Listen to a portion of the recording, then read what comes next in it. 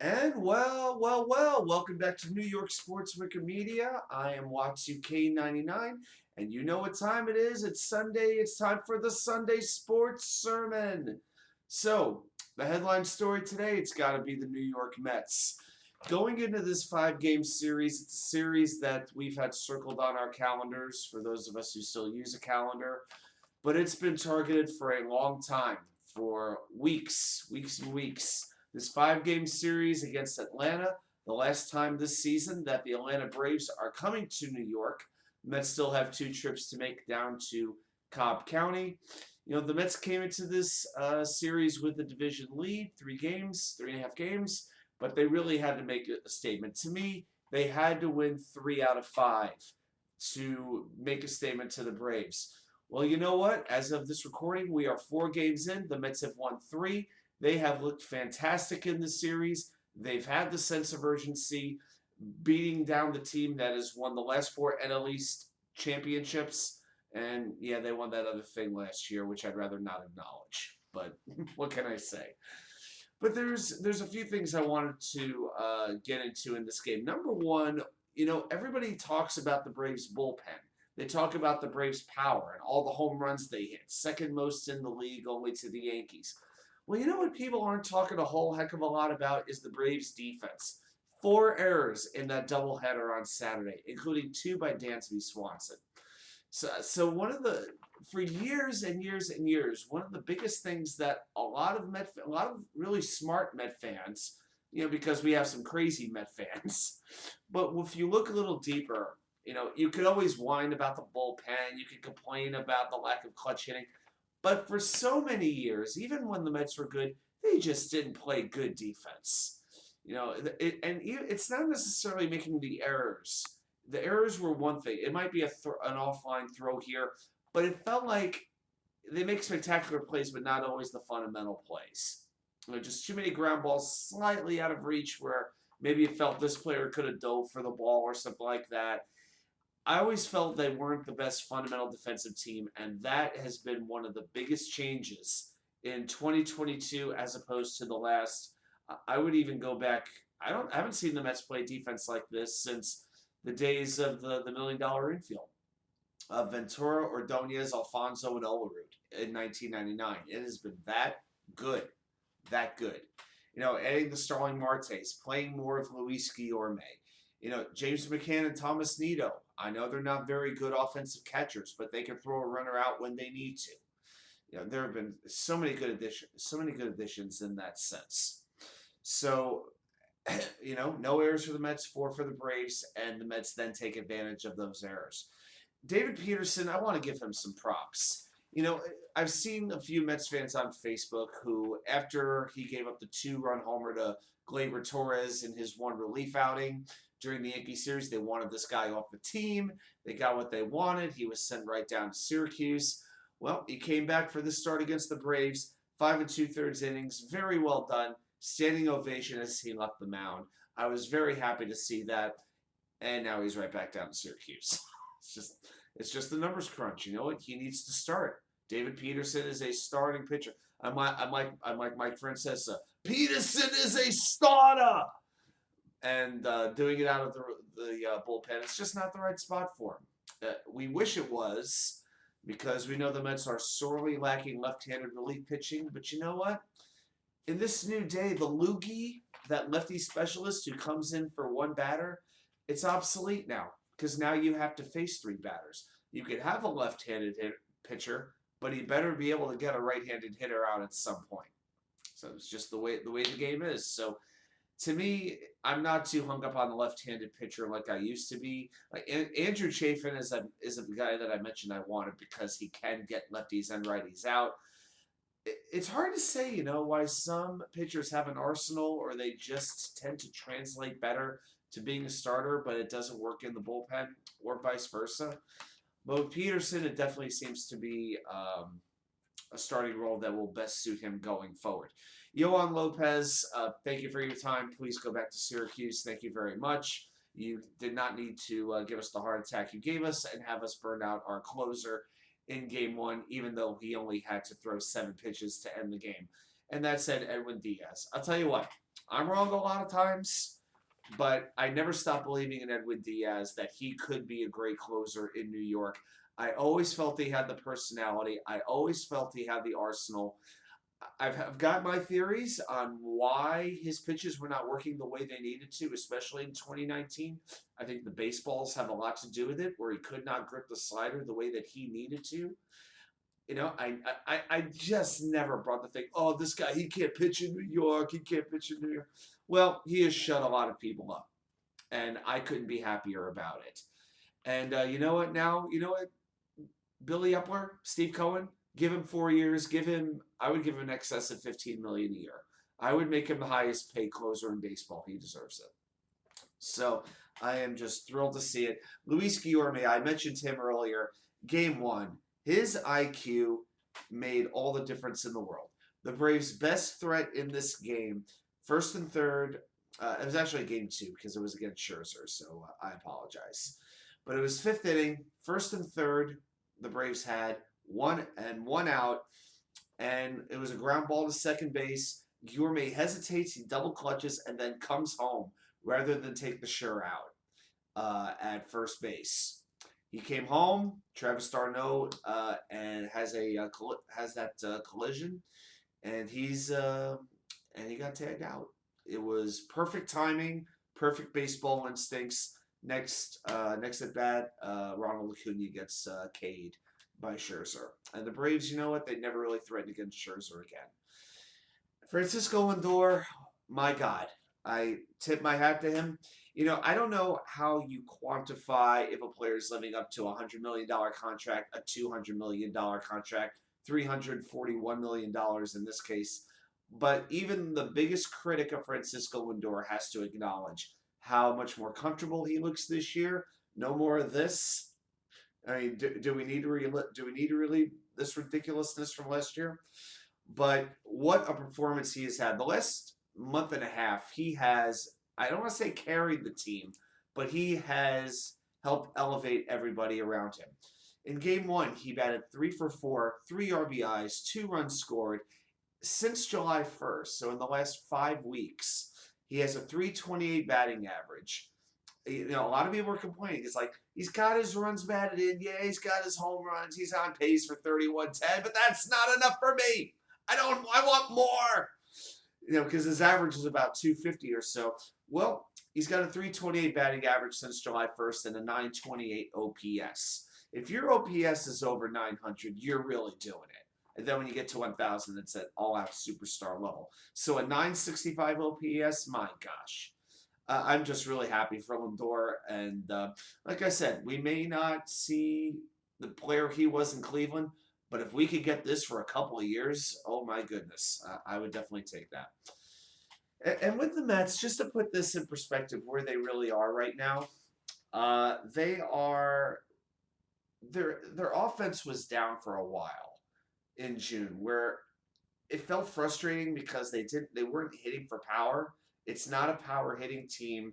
That's where the additions of Vogelback and Ruff come in, and because they're trying to create one DH. They're trying to create a DH. It does feel very Moneyball-esque. We're using 2 players to create the 1 player you would have gotten otherwise at the trade deadline. But it remains. They're 3rd in batting average, 3rd in runs in the National League, 2nd in on-base percentage, 4th in OPS, and with their pitching, it's 2nd in ERA, only to the LA Dodgers. So I'll tell you what, they have done their job. They have done what they needed to do. And now, later today, Big Jake is on the mound, his first home start in 13 months. Will the Mets actually score a run for him? Isn't that the ultimate question? So I will say, I wanted the Mets to step up. They have absolutely done so, and I am very pleased to see it. Now, 1 or 2 quick notes about the Jets with the green and white scrimmage. Dwayne Brown, offensive tackle from the Seahawks, 37 years old, which is a very young man in my eyes. It was very interesting. He didn't come to training camp. He didn't come to Florham Park. No, he came to East Rutherford, chatting up with DJ Reed, his former teammate in Seattle, with Woody Johnson, with Joe Douglas. And then at the scrimmage last night, Connor McDermott injured his ankle, could not put any weight on. I understand he was carted off. Certainly, Connor McDermott is not a cornerstone for the Jets' success, but you hate to see any injury. Did the timing all come together the way it needed to, where now Dwayne Brown could be the team's third tackle? Could he be that swing tackle, the way Morgan Moses was last year? And then Mekhi Becton gets hurt, and Moses stepped in at right tackle, and you had a very good starting tackle combination of George Fant on the left and then Morgan Moses on the right. Could this be an even better version of that? It's going to bear watching, I think, over this week. And about the only other thing that I would really say is I heard the fans were very enthusiastic last night, very excited about it. It's hard to judge too much about how one player played versus another in the scrimmage, but you're always encouraged when Zach Wilson is playing well. And from what I can gather, he was really leading the drives very efficiently down the field. Then at the same time, it's like, well, what about the pass rush? Where are they? But if Connor McDermott is the only injury that you get from that scrimmage, then you know what? You take it and you go home from there. So let's do a little countdown right now. What I'm going to count down today are the top 5 baseball stadiums, current baseball stadiums that I have attended. And then next week, I'm going to do the 5 stadiums I would like to attend as a fan one day. So I've been to 20 stadiums at this point in my life, including some that aren't around anymore. Globe Life Park in Arlington, I was able to go there a couple of times. I was able to go, of course, to Shea Stadium, the old Yankee Stadium. There might be one other one that is no longer around that I've been to, but I think it's those 3 actually. So I'm going to go with my top 5, going from number 5 to number 1. Number 5, I'm going to surprise you a little bit on this one. I am going to go with Miller Park, now known as American Family Field, which I think is an absolutely pathetic name. But Miller Park in Milwaukee, Wisconsin. Now, why am I going with Milwaukee here? I think Milwaukee is a very underrated town, especially in the summer. There's a lot of things to do. It's a perfect town to spend 3 or 4 days, but it's not overwhelming. It's very easy to get to know. You do need to drive, but the tailgating is just so cool in Miller Park, and the people are so friendly and so approachable. They are absolutely fantastic. You know, it's a place to really experience. Now, I'm not a fan of retractable roof stadiums, but a lot of them, to me, my issue with the retractable roof is it tends to feel very generic. Look at the new Texas Stadium. Look at Arizona. By the way, we'll get to Arizona. I'm not going to go there because Arizona may be my least favorite park that I've been to because it felt very generic. There was no life. There was no energy. Miller Park just has it between the slide of Bernie the Brewer going down the slide after a Brewers home run, the get up, get out signs for Bob Uecker. I love that they have 2 Bob Uecker statues. One statue outside the stadium, a huge one, and then a little one up in the last row in the upper deck, which is just perfect for Uecker. So adding Bob Uecker helps. Plus the sausages that you get, the sausage carts, where you get like hot dogs, bratwurst, German sausages, Italian sausages, all on the same cart. You know, top those with like some onions, some peppers, some sauerkraut, some mustard, whatever you want. Just don't put ketchup on the hot dog. It's a sin. I could do another video on that, but we won't go there. So I'm going to go with Miller Park. Also, very reasonable prices. That does matter for me. So if you haven't been to Milwaukee yet, it's really a great town to visit and a good stadium to go see a game. Number 4 is going to be Fenway Park. Now, I have not been to Fenway in 20 years, almost 20 years now. That was where I went to college in the suburbs of Boston. When I was going there back in the day, you know where I really liked to sit was the bleachers. They didn't have the monster seats back then. Not all the renovations had taken place. But you could get a center field bleacher seat for about $20. And one of my biggest issues with ballparks, and this is one of the reasons I'm not putting Wrigley Field on this list, I hate when your view is obstructed by a pole, where it's like you're viewing here, like if this is like the pole. Here's the pitcher, here's the batter, and your eyes are like, and you have to look around a pole to see where the ball is. To me, it's just a complete distraction, and it's something that you really saw in the older stadiums. So to me, I could get a $20 bleacher seat, sit over there, very reasonable price, great neighborhood, and just have a fantastic time. And, you know, between the Green Monster, between the short right field porch, the one red seat. I like that they have one red seat where Ted Williams hit that really long home run many, many, many decades ago. But Fenway Park is really a fun place to visit. Maybe one day I'll be able to go back. I don't know. I don't have the biggest desire in the world to go to Boston. I will say that. Yeah, Boston and I don't get along very well thanks to the Jets and the Patriots, but you never know. Number three, I'm going to go home. I got to go with Citi Field.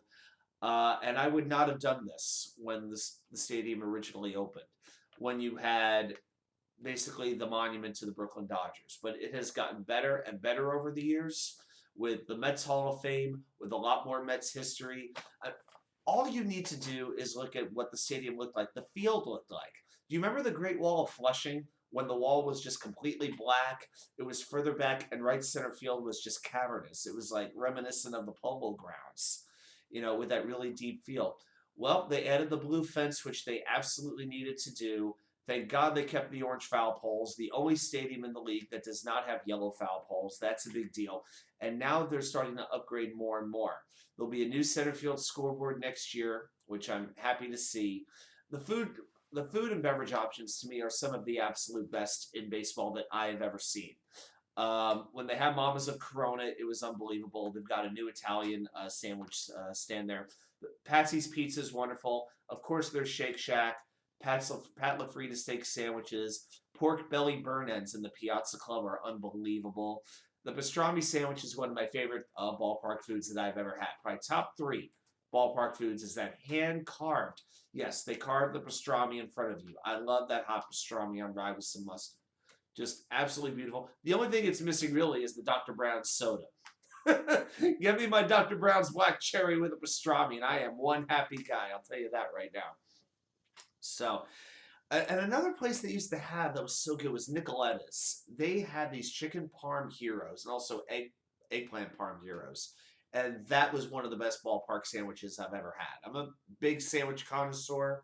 That chicken parm, crispy chicken, very delicate, rich tomato sauce, like not just like generic tomato, but like quality tomato. You could take, it was like a real San Marzano, fresh mozzarella on that seasoned Italian roll. Oh, just amazing. Oh, okay. So Citi Field is going to be number three. Prices can be a little bit high, but I like that they have different clubs for different levels where you could go into a club even if you're sitting at the upper level. So many good things about Citi Field. You just need more around it. If they had some good bars around, some good restaurants, it'd probably be higher on the list, to be honest with you. Number two, I'm going to go with PNC Park in Pittsburgh. Pittsburgh really got the history thing right. So many statues. The Roberto Clemente statue may be the best statue that I've seen. Just how large it is, the location of it right outside the stadium. You see it when you walk across the bridge, across the Clemente Bridge. There it is right there. Right in between the end of the bridge and the ballpark. I love me some Quaker Steak and Lube wings. They do have some great food options. Maybe the nicest staff I've ever been to at a baseball stadium. The nicest staff I've ever seen at a sporting event was probably the Joe Louis Arena at a Red Wings game that I went to. But I think the staff, the ushers, the concessionaires, the parking lot guys, Pittsburgh is the best that I've ever seen. And the views, everybody probably knows the views between the rivers, the bridge, the yellow bridges in the background. Absolutely amazing. Just a real ballpark. PNC Park is just a place every baseball fan needs to go. The Pirates absolutely stink right now, but I think for the views more than anything, and the people. That is why I like PNC so much. Number one for me has to be Camden Yards in Baltimore. There is no stadium like that with the B&O Warehouse in right field. Boo Powell's Barbecue. Probably that might be my favorite ballpark food I've ever had, especially since you have Mr. Powell serving you the food. He actually is there at the stadium. The barbecue beef, the barbecue turkey with that homemade barbecue sauce, and they pile that meat nice and high. Absolutely wonderful. I really like the Baltimore fans. Very cool people. It is really the beginning of the new era of the ballpark. Built in the early 90s, it is now 30 years old. And to think that the White Sox built their stadium right around that same time, and they went more old school, and Baltimore had the vision to renovate downtown and have this whole new vision. And you know what? All these other stadiums, they have kind of built off of what Baltimore did. Pittsburgh, St. Louis, Cincy, the Mets, Philly. Well, Washington tried, but ugh, God help them. And to me, it's probably my favorite place to go see a baseball game as that I've been to as of right now is Baltimore, Maryland. So hopefully one day the Orioles will get a little bit better and their fans will have a little bit more energy. But hey, over 500 and they traded their best hitter and their best relief pitcher. So it's unfortunate that's a pretty beat down fan base. But the statues by the way, are really fantastic. They have, I think, 6 or 7 statues. Brooks Robinson, Frank Robinson, Earl Weaver, Cal Ripken, Eddie Murray, and Jim Palmer. I think those are all the statues, all pretty much in one area. And I like the standing room in right field that you can pretty much watch from right field while surrounded by the statues. And then they have markings for the different baseballs that have been hit out of the stadium onto Utah Street in right field, and they mark all those baseballs where they landed. So they really try to preserve history and tradition over there. Plus, you got the Babe Ruth Museum very close by as well, a must visit for any baseball fan too. So all of those are my top 5 baseball stadiums that I have been to. Man, we went over 20 minutes on this video. Man, I got to get on with my Sunday. Well, thank you very much for watching. I will see you back here for more content. New York Sports Wicker Media, and it's coming from you know where, the Wicker Chair. Have a great day.